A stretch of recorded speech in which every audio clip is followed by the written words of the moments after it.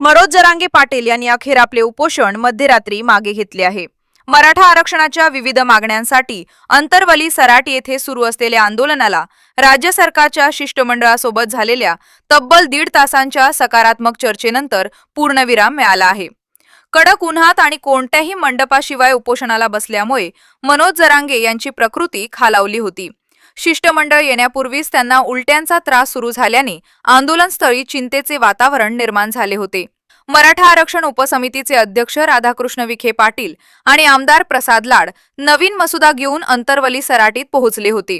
मात्र सुरुवातीला जरांगे यांनी हा मसुदा नाकारत शिष्टमंडळाला माघारी पाठवले।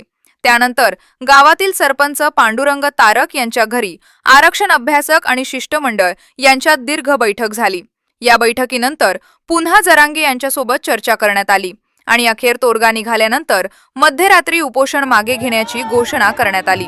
मराठा समाजाला कुणबी प्रमाणपत्र देणे, आंदोलनातील गुन्हे मागे घेणे, सारथीच्या योजना सुरू करणे, जात वैधता प्रमाणपत्र तातडीने देणे तसेच स्वतंत्र मंत्रालयाची स्थापना करणे यासह विविध मागण्या जरांगे यांनी सरकारसमोर मांडल्या आहेत।